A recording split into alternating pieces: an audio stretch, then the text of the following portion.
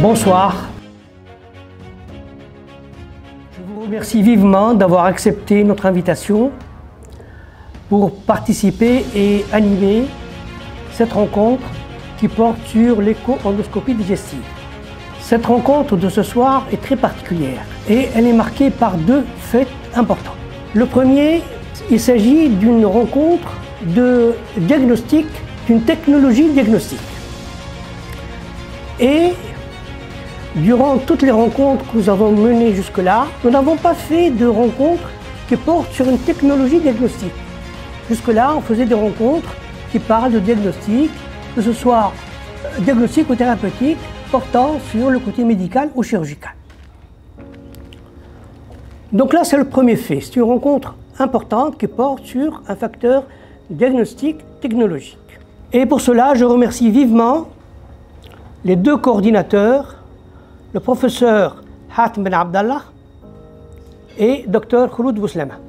Le deuxième facteur marquant cette rencontre, c'est que nous avons parmi nous une championne.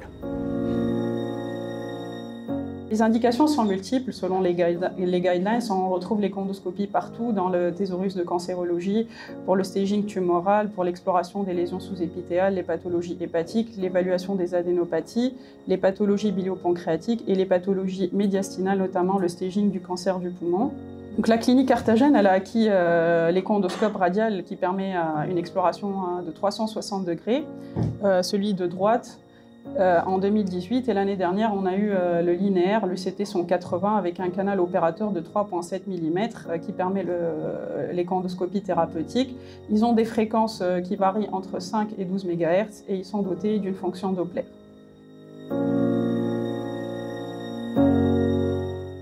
Avec une seringue d'aspiration de 60 cc qui est une technique qu'on utilise surtout dans les masses qui sont fibrosées et qui sont nécrosées. C'est ça son intérêt. Donc on utilise une grosse seringue de 60 avec donc humidifiée à l'eau et on fait cette donc aspiration avec cette seringue là pour avoir ces beaux fragments, par exemple dans les cas difficiles de pancréatite auto-immune, de métastases de cancer à cellules claires du rein, des adénocarcinomes pancréatiques. Là, c'est très joli. Technique prometteuse, l'écho-endoscopie, c'est une technique d'avenir, c'est vrai. Il y a beaucoup de développement à venir. Malgré les contraintes anatomiques, le coût, la morbidité, mais on y croit. Et on est toujours en fait partenaires et on essaie toujours d'avancer ensemble pour une collaboration multidisciplinaire pour faire bénéficier aux patients une thérapeutique la plus adaptée et la moins invasive. Bien qu'on soit concurrent ou complémentaire, mais on est là pour le patient.